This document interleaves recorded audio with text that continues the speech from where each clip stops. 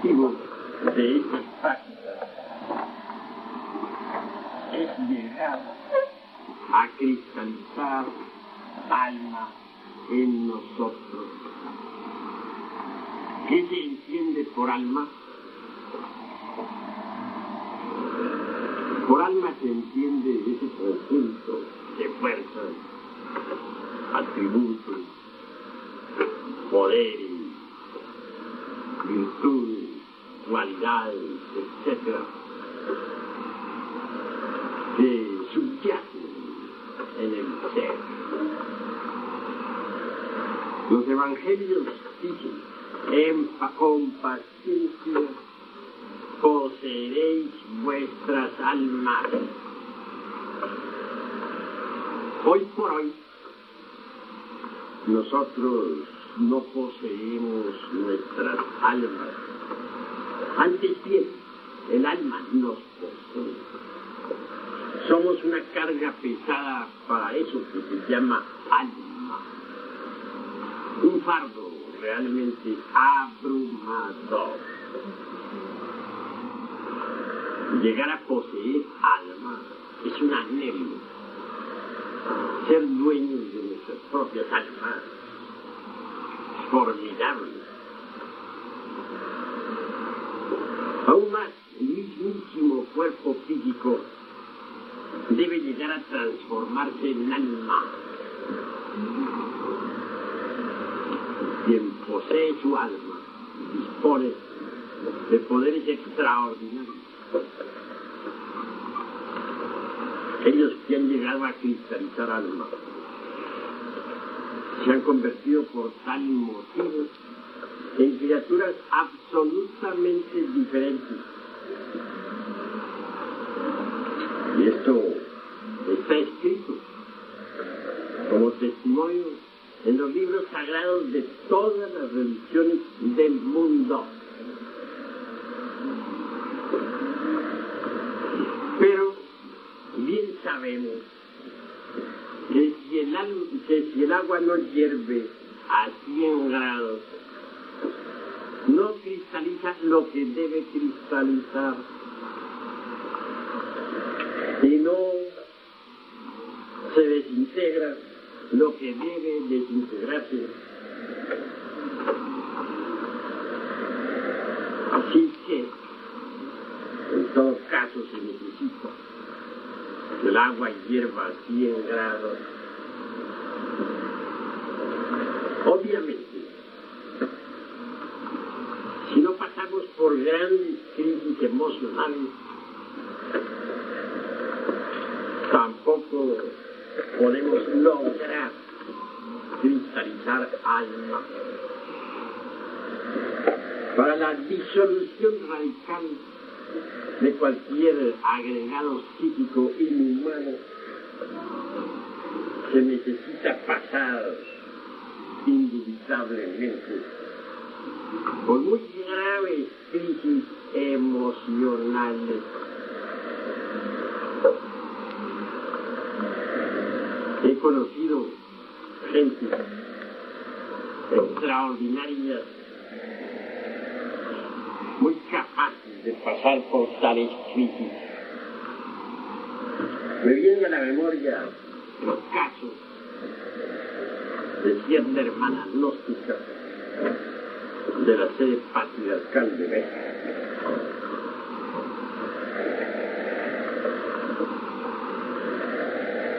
Quien pasara por tribulaciones espantosas, por horribles crisis morales, al recordar graves errores de sus vidas anteriores. Gentes así, con esa tremenda capacidad de remordimiento, personas así, tan capaces para pasar por tan gravísimas crisis emocionales, obviamente pueden cristalizar alma.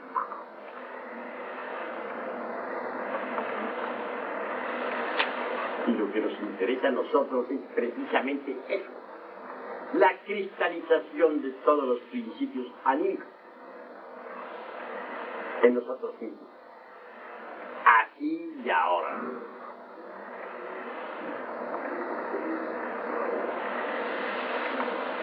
En el Oriente hay instructores que desafortunadamente no han eliminado todo ese conjunto de elementos indeseables que se lleva en la psique. No está de más decirles a ustedes para su información que a los citados elementos se les denomina en el Tíbet agregados psíquicos.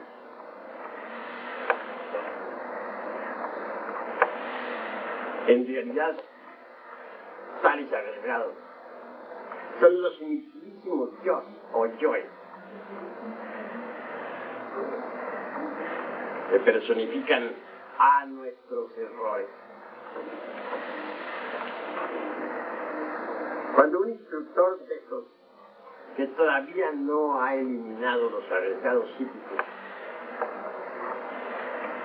tiene a su cargo un grupo de Nanu o discípulos,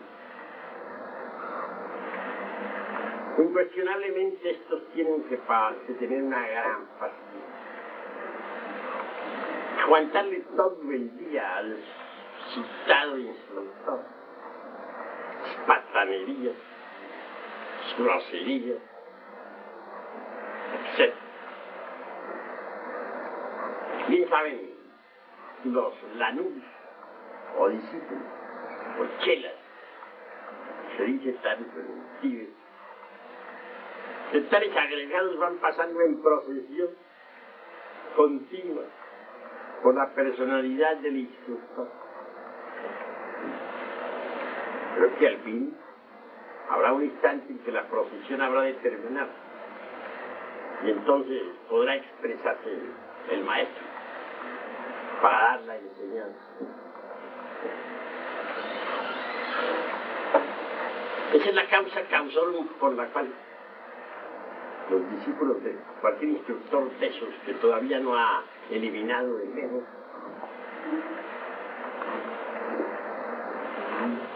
tiene paciencia llevada hasta el máximo, multiplicada hasta el infinito.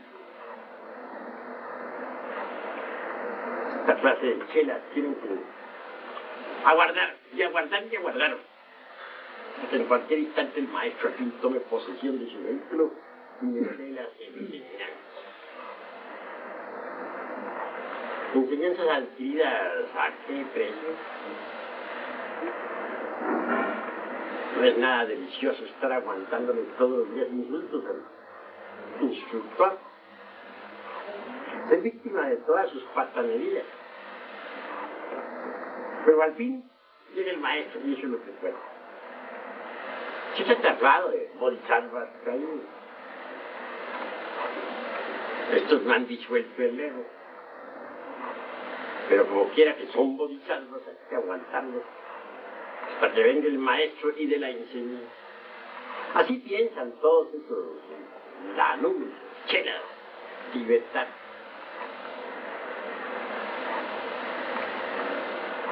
Prosiguiendo con estas disquisiciones filosóficas, diremos que cada agregado psíquico es como una persona dentro de nosotros. No hay duda de que estos agregados poseen los tres cerebros: el intelectual, el emocional y el motor instintivo sexual. Es decir, cada yo o agregado, que es lo mismo, entre paréntesis, es una persona completa. Cada yo, cada agregado, tiene su criterio propio, individual. Tiene sus ideas, sus conceptos, sus deseos. Realiza determinados actos, etc. goza, entre otras cosas, cada agregado de cierta autonomía.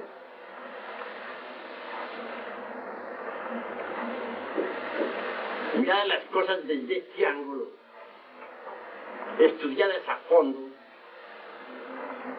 llegaremos a la conclusión lógica e inevitable de que dentro de nuestra persona habitan muchas personas.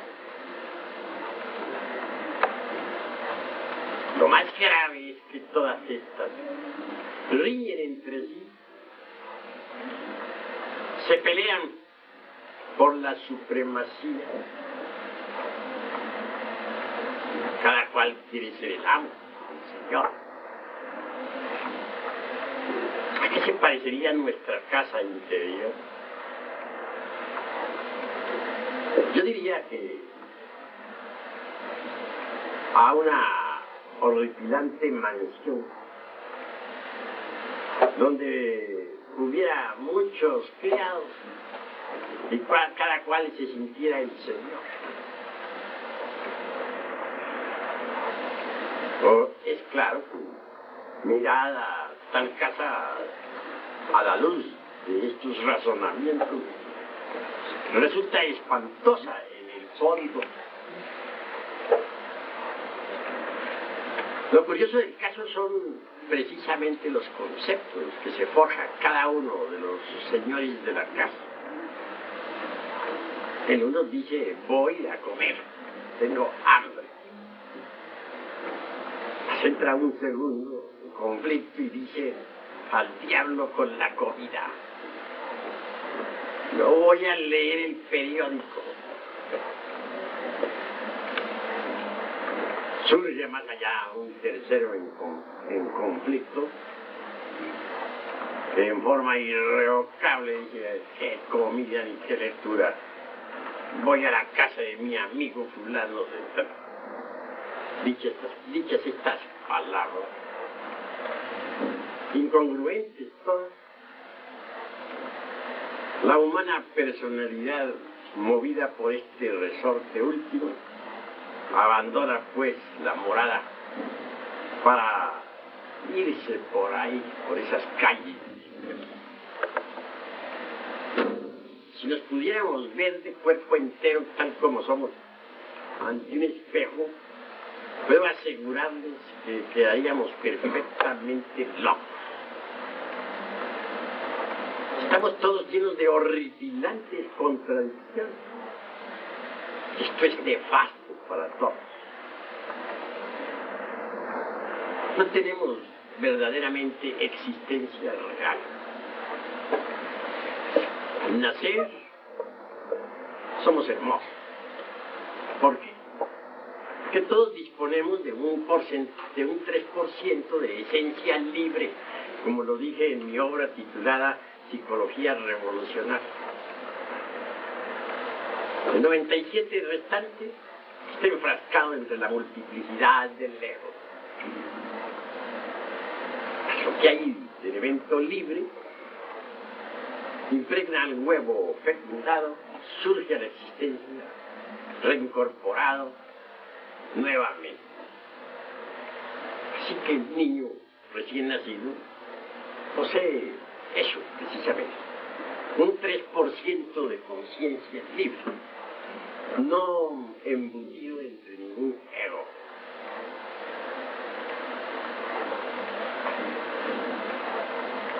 El porcentaje de esencia manifiesto en el niño es autoconsciente. ¿Cómo vería un recién nacido a los adultos, sus padres, sus hermanos, sus parientes?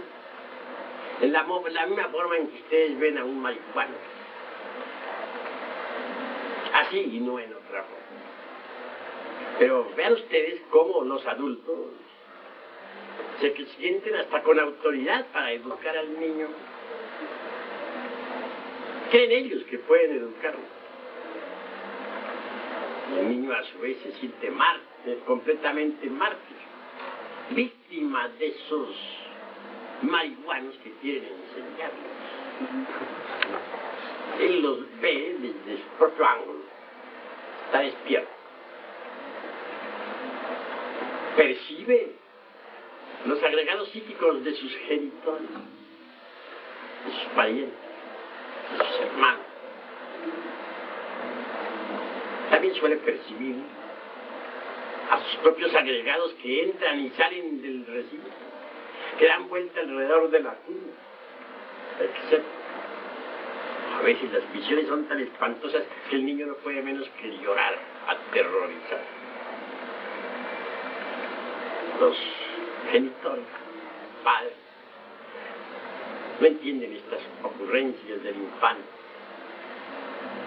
A veces acuden al médico. En el peor de los casos, se van en busca de los espiritilladeros. A ver si por ahí hay algún espíritu, algún medium de mal agüero, logra arreglar el caso. Ese es el estado de insólito en que vive la humanidad todo el mundo. En todo caso, el pobre infante y víctima de todas esas locuras de los mayores, que con paciencia no le queda más que soportar el látigo de los verdugos. Es la cruda realidad de los hechos. Posteriormente, cuando ya la humana personalidad está formada en verdad, comienza a entrar en el cuerpo del infante todos esos agregados psíquicos inhumanos que le pertenecen. Entonces se notan cambios en la criatura. Se vuelve berrinchuda, molestosa, celosa, iracunda, etcétera, etcétera, etcétera, y otras tantas hierbas. Es lamentable esto, ¿verdad? Pero más así es. Y al fin, cuando el que era niño se volvió adulto, las cosas cambiaron. Ya no es aquel niño juguetón, autoconsciente de otros tiempos. No. Ahora es el bribón de la cantina, el negociante, el lujurioso, el hombre celoso, etc. En fin, se ha convertido en eso que el niño miraba con horror. Es claro que la criatura se horrorizaba al ver al adulto. Ahora el niño se ha vuelto adulto. Lo peor del caso es que se le ha dormido la conciencia. Ya no es capaz de mirarse con horror a sí mismo.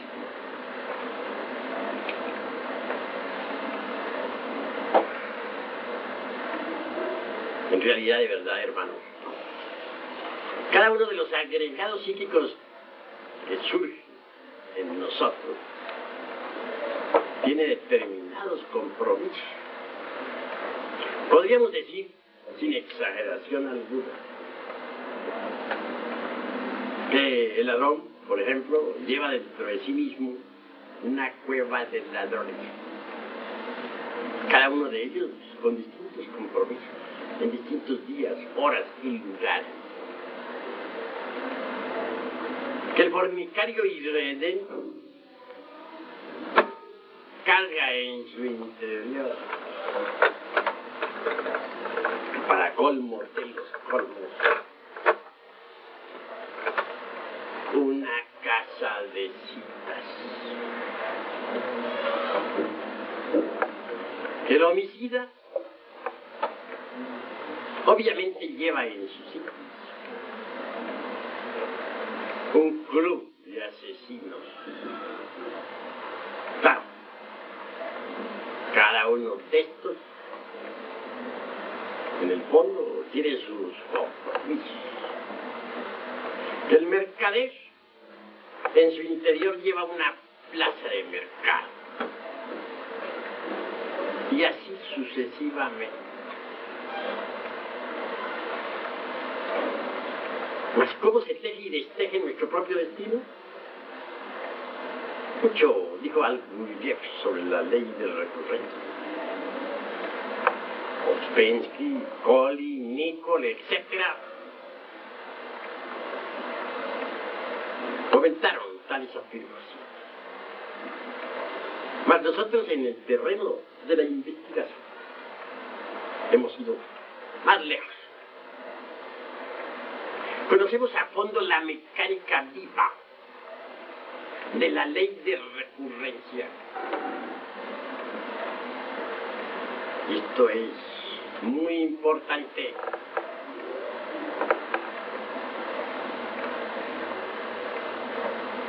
Un sujeto XX, por ejemplo,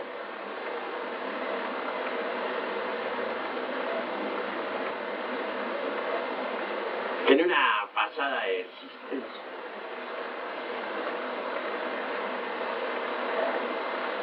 fuera, dijéramos, adulto, que hubiese dejado a su mujer por otra dama. Es claro que al renacer trae en su psiquis al yo del adulterio, al mismo que cometiera el delito. Este no podrá expresarse en los primeros años de la infancia, imposible.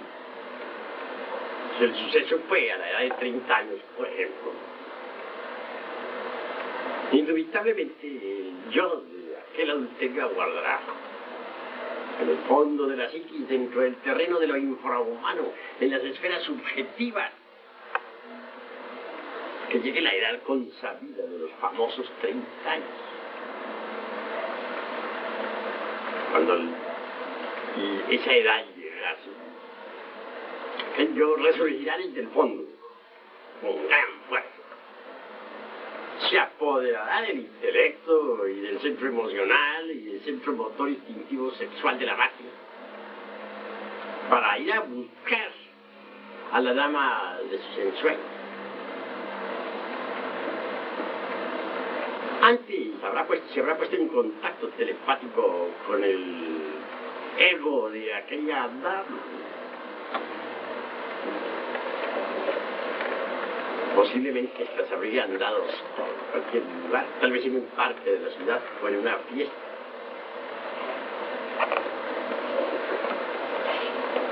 Y es obvio que viene después el reencuentro. Pero lo interesante es ver cómo ese ego sumergido puede jalar al intelecto, mover los centros emocional y motor de la máquina y llevarse la máquina precisamente al lugar donde tiene que encontrarse con la dama de sus ensueños. Indubitablemente el mismo proceso se realizará en ella y la escena se repetirá otra vez, tal como sucede. Supongamos que un caballero XX en una cantina se peleó en la pasada existencia con otra persona, con otro hombre, por tal o cual motivo, posiblemente baladí. ¿Creen ustedes que por el hecho de que el cuerpo físico deje de existir, aquel yo va a desaparecer? No, sencillamente continuará en la dimensión desconocida. Pero al renacer el ego, al retornar, al volver a tomar un nuevo cuerpo, llegará el momento en que podrá entrar en la actividad. Aguardará la edad en que sucedió el hecho en la pasada existencia, fue a los 25 años, aguardará que lleguen los consabidos 25. Y él permanecerá en el fondo de la psiquis, entre tanto. Y cuando llegase el momento, obviamente se apoderará de los centros de la máquina para repetir la hazaña. Antes se habrá puesto en contacto telepático con el otro XX sujeto y se habrán dado cita, posiblemente en otra cantina. Allí al mirarse se reconocerán a través de los ojos. Se herirán mutuamente con la palabra y el hecho se repetirá. Vean ustedes, pues, cómo por debajo de nuestra zona cognitiva y de nuestra capacidad razonativa se realizan distintos compromisos. Así es como la ley de recurrencia trabaja. Esa es la mecánica de tal ley. Claro está que mirar a las cosas de este modo y de esta manera no tenemos en verdad lo que podríamos denominar libertad total, libre albedrío. Es muy poco el margen que tenemos de libre albedrío. Imaginen ustedes un violín entre un estuche. El pequeño margen que puede haber entre el violín y el estuche es casi mínimo. Nos daría una idea del pequeño margen de libertad que nosotros poseemos. En realidad, de verdad, estamos metidos dentro de la mecánica de la ley de recurrencia. Y esto es lamentable, es cierto. Un hombre es lo que es su vida. Si un hombre no trabaja su propia vida, ese hombre está perdiendo el tiempo miserablemente. ¿De qué modo podríamos nosotros libertarnos de la ley de recurrencia?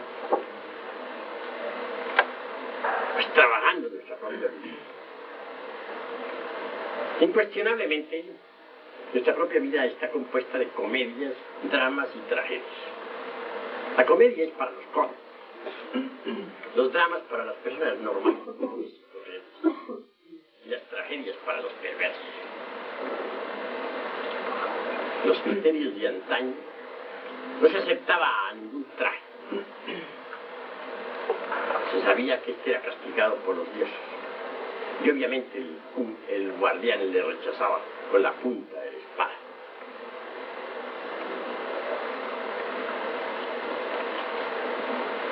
Que necesitamos disolver los yoes, eso es lógico. Estos son los actores de las comedias, dramas y tragedias. ¿Podría acaso haber una comedia sin cómicos? ¿Podría existir un drama sin actores? ¿Creen ustedes que podría desarrollarse en cualquier escenario del mundo alguna tragedia sin trágicos, sin actor? Obviamente que no, ¿verdad? Entonces, si queremos cambiar nuestra propia vida, ¿qué debemos hacer? No nos queda más remedio que disolver a los actores de comedias, dramas y tragedias. ¿Y quiénes son esos actores? ¿Dónde viven y por qué? ¿Qué les digo a ustedes en verdad que esos actores son del tiempo? En realidad, cada uno de esos actores viene de antiguas edades. Si decimos que el yo es un libro de muchos tomos, estamos asegurando una gran realidad. Si afirmamos que el ego viene de muchos ayeres, es cierto. Entonces el ego es tiempo. Los yoes personifican al tiempo. Son nuestros propios defectos, nuestros propios errores, contenidos en el reloj del tiempo. Son el polvo de los siglos, en el fondo mismo de nosotros, de nuestras vidas.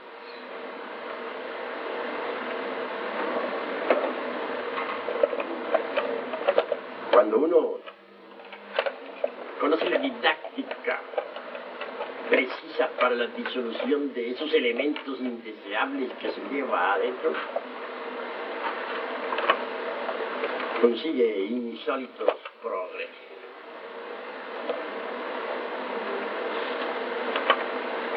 Es indispensable, urgente, inaplazable conocer con exactitud la didáctica. Solo así se hace factible la desintegración de esos elementos indeseables que se llevan dentro.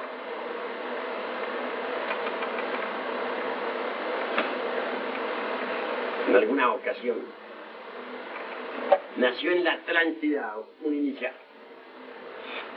Ese hombre se desenvolvió en un hogar delicioso, donde solamente reinaba la armonía, la felicidad, la sabiduría, la riqueza, la perfección, el amor.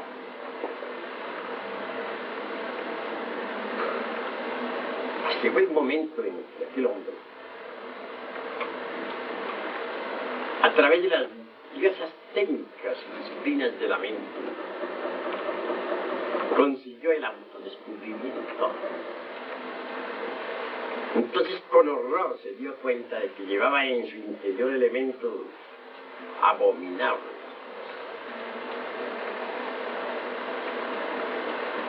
Comprendió que necesitaba de un gimnasio especial, de un gimnasio psicológico.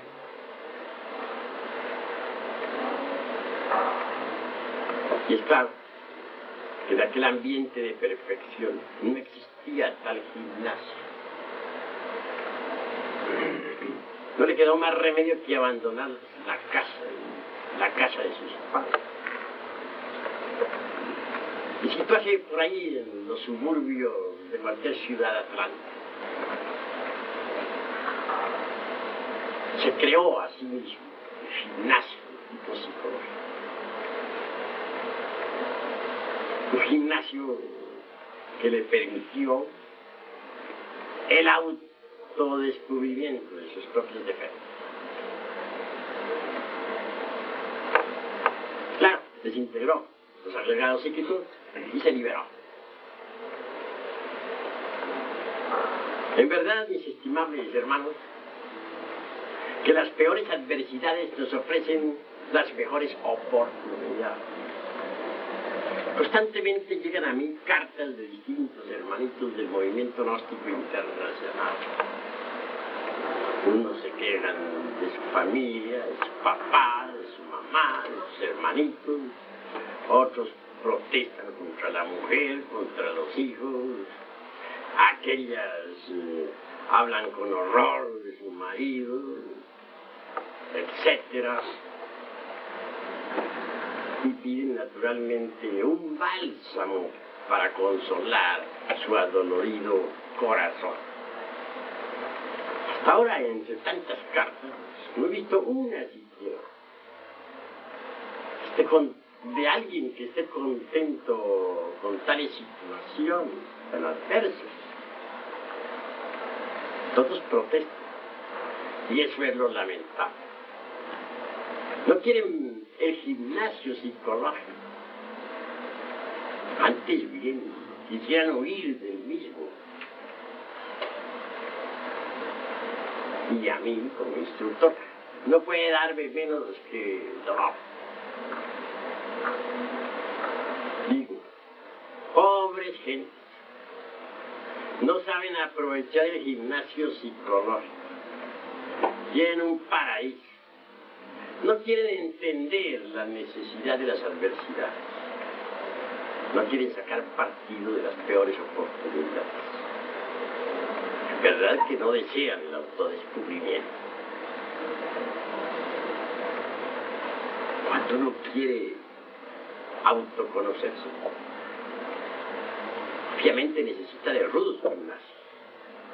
Porque es en esos gimnasios del dolor donde los defectos que uno lleva escondidos afloran inevitablemente. Defecto descubierto en tales situaciones debe ser trabajado profundamente y en todos los niveles de la mente.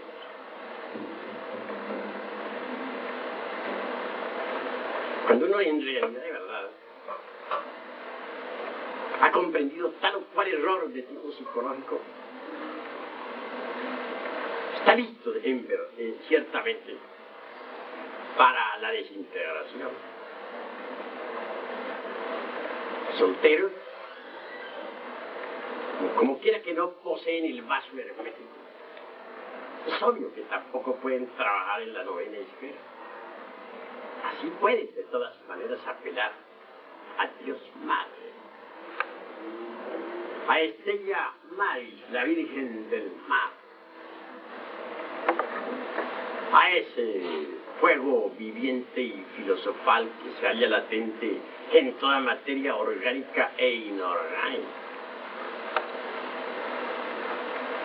Kundalini se llama en el hindustán. Si uno apela a ese tipo de energía, si concentra su corazón y su mente y sus sentimientos más profundos en ella, será asistido. Estoy seguro que ese ígneo poder podrá reducir a cenizas, a polvareda cosa, el agregado psíquico en cuestión. Ahora bien, conviene saber que el poder serpentino anular que se desarrolla en el cuerpo de la zeta gnóstica multiplica su poder mediante la fuerza electrosexual, precisamente en la forja de los ciclos. Por todos estos motivos, la mujer que tiene varón, o el hombre que tiene sacerdotisa, mujer,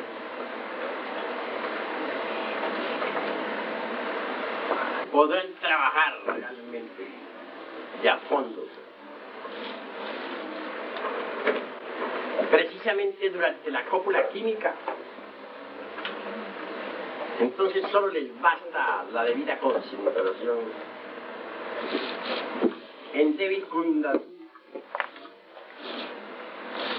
Ella es la cobra sagrada de los antiguos misterios. Claro que reforzada con el poder eléctrico del sexo, con la electricidad sexual trascendente,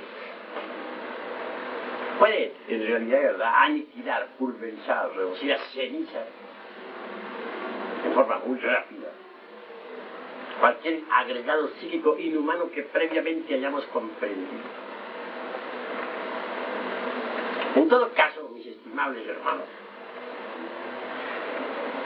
antes que todo, se necesita descubrir el defecto que vamos a reducir a polvo. Tal defecto no podría ser descubierto si no usáramos el sentido de la autoobservación psicológica. Cualquier situación adversa nos ofrece riquísimas oportunidades. Desafortunadamente, las gentes quieren huir de las situaciones adversas, protestan en vez de dar gracias, pues, Padre, por tan brillantes ocasiones. Hay gimnasios psicológicos muy duros, dificilísimos, imposibles o cuasi imposibles. Pero mientras más difícil sea el gimnasio, tanto mejor para el autodescubrimiento. Supongamos que hubimos de pasar por una situación de celos, que alguien XX encontrara de pronto a su esposa platicando muy quedito en cualquier rinconcito de la casa con otro sujeto. Nada agradable, pues, aquel evento. En verdad. pero magnífico para el autodescubrimiento. Posiblemente durante el hecho surgieran no solamente los celos, posiblemente hubo ira, reclamos a la mujer, tal vez despecho. El yo del amor propio pudo haberse sentido herido, ofendido. Se quiere tanto la gente. En fin, ¿qué hacer?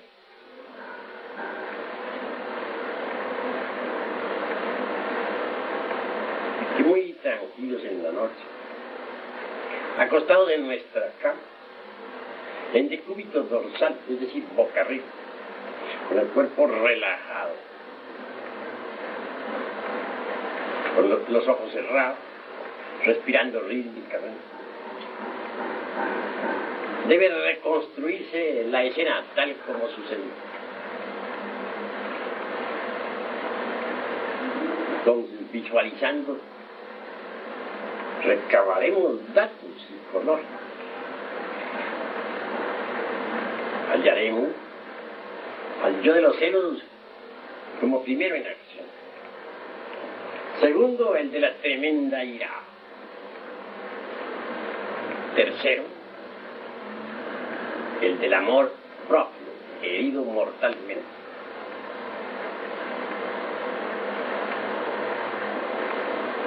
Descubiertos esos tres, que en la escena entraron en acción, habrá de dárseles trabajo de inmediato. Habrá que disolverlos. Una vez comprendidos, no queda más remedio que reducirlos a cenizas.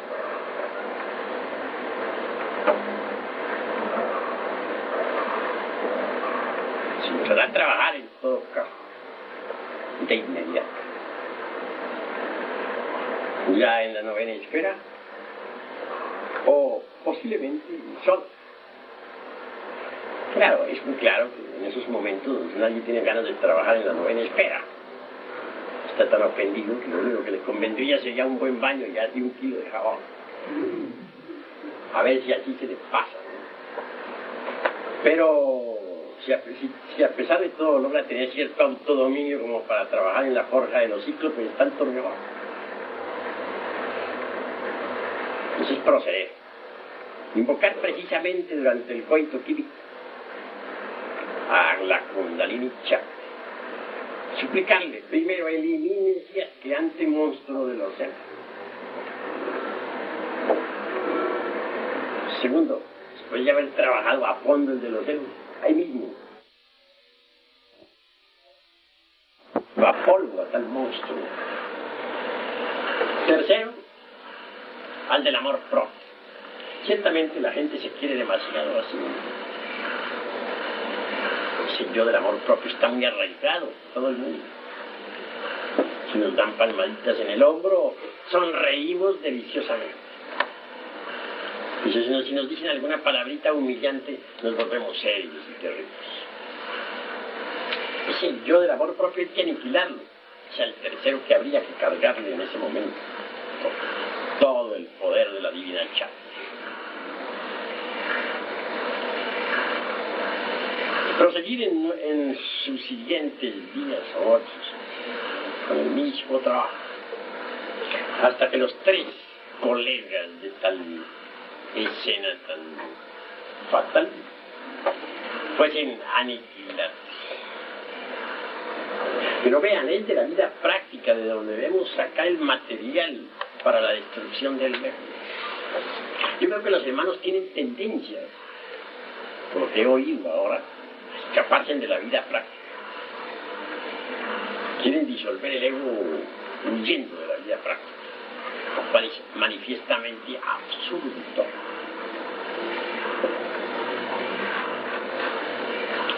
Recuerdo cuando estaba en el trabajo de disolución del ego,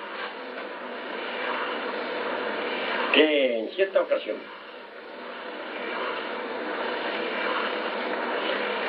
un hijo mío cometiera un error absurdo. Tal error, cual fuera el de atropellar con su carro a otra persona, a un obrero. Ciertamente me costó determinada suma.